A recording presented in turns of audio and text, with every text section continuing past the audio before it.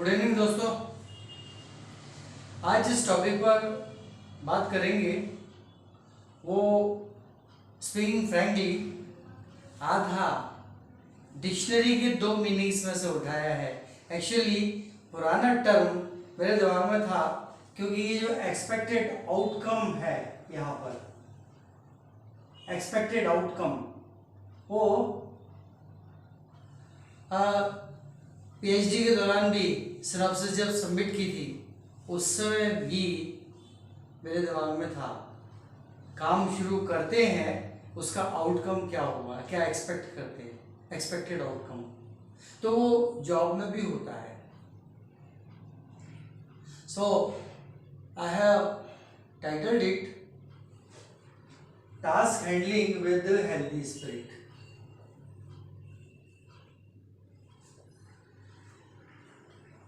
इसमें दोनों चीजें आती हैं। किसी काम को जब करते हैं तो उसमें कोई वे ऐसा होता है जो कि किसी पजल की तरफ इशारा करता है, कोई ऐसा होता है जो रिडल की तरफ इशारा करता है। What is the difference between puzzle and riddle? I have tried to investigate it और सिनोनिम्स लेने के बाद, क्योंकि डिक्शनरीज जितनी भी हैं, चाहे वो मरियम वेबस्टर हो, कोई भी हो, सब में अलग अलग थोड़ा थोड़ा अलग उसका डेफिनेशन होता है, लेकिन हमको अपने पॉइंट पर पहुंचना होता है। तो जहाँ से ज़्यादा मिले वो लेना चाहिए। सभी डिक्शनरीज को लिया मैंने, तो सबसे पहले डिफाइन किया कि डेफिनेशन एग्जैक्ट क्या है दोनों की। तो expected outcome of A task may be A puzzle और रिडल। ये कोई पजल हो सकती है, रिडल हो सकती है। Because now puzzle definition it's defined as एनिमा, सीक्रेट, परप्लेक्सिटी, मिस्ट्री जो भी है, इनमें से कोई भी एक टर्म लगता है।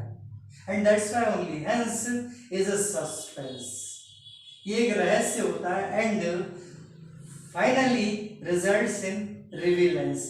रहस्योद्घाटन हिंदी में पढ़ा होगा आपने, रहस्योद्घाटन होता है। तो ये एक पजल जो है, ये एक इसमें सस्पेंस होता है, सस्पेंस इन्वॉल्व होता है, और सस्पेंस का हमेशा रहस्य का रहस्योद्घाटन होता है, exact term. Second one, riddle. It's a hole or bore or drill or perforate, pierce, whatever it is. Hence is a slit. ये इस स्लिट होती है जिसमें से झांकना होता है, उसको कहते हैं peeping. Hence is a slit and finally results in revelation. और इसमें ये रहस्योद्घाटन नहीं होता, इसमें रिवीलेशन होता है।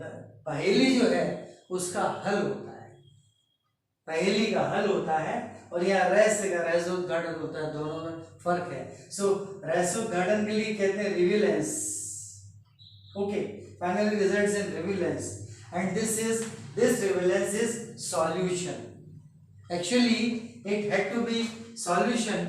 मैंने इसको भी रिवीलेंस रखा कुछ सोच समझ के। 1 minute, excuse me, this has to be a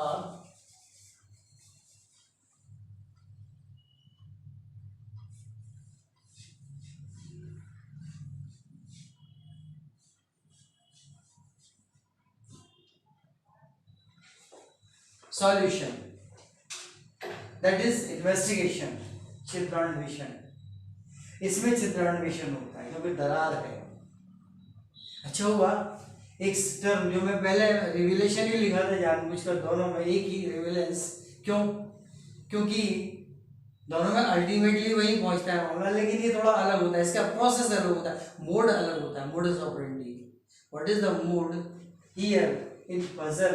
the mode is one stands outside, puzzle के बाहर खड़ा होता है ड्यूरिंग द टास्क हैंडलिंग में, and opens the suspense, suspense को खोलता है, एंड रिवील्स।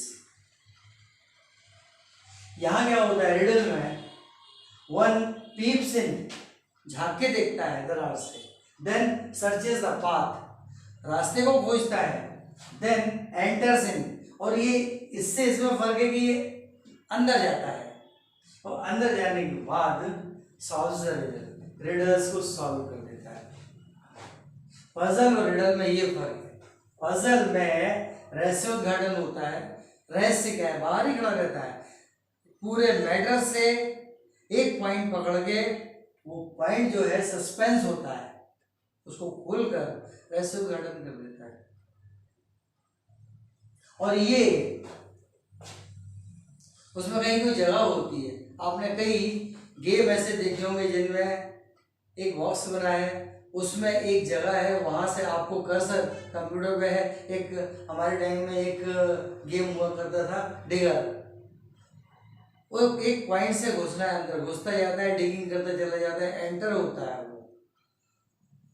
जबकि क्वेश्चन आयर में 4 पॉइंट्स दिए रहते हैं, उनमें से एक किसी को पकड़ के पूरे केस में जाकर, ऊपर केस लिखा रहता है, केस में जाकर एक को पकड़ कर आंसर देना होता है, राज को खोलना होता है, रहस्योद्घाटन।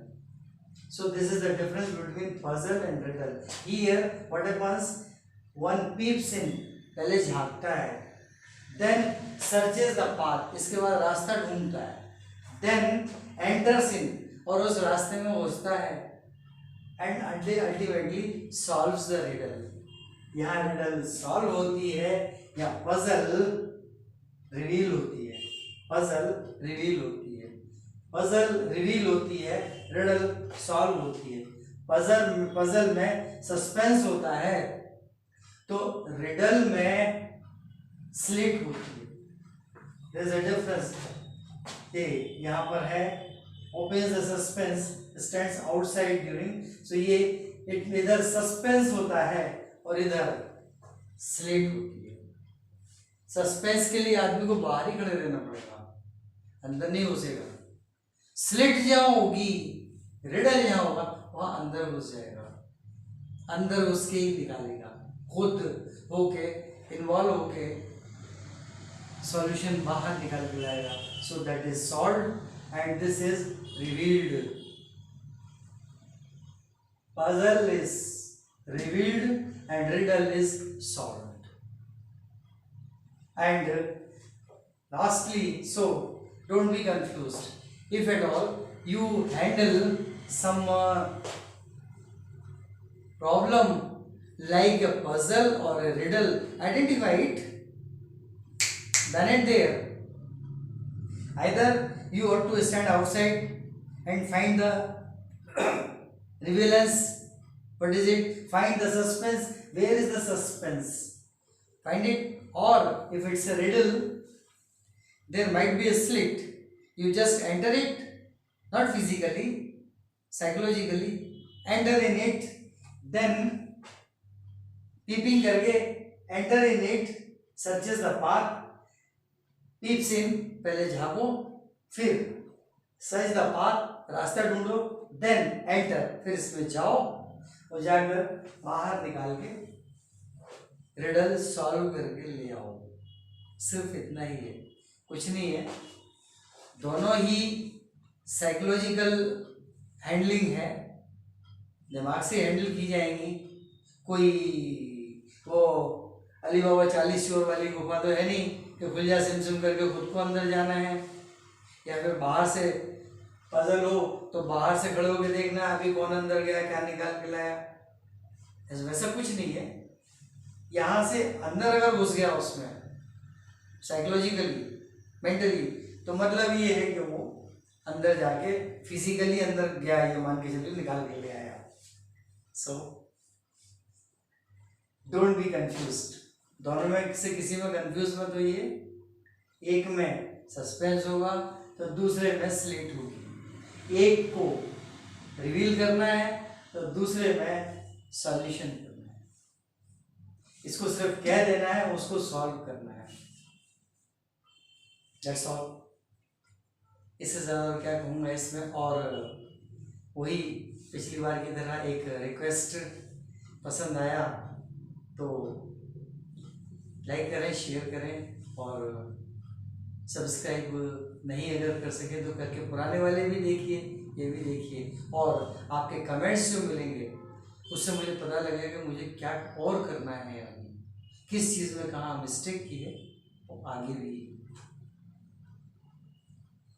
राइट।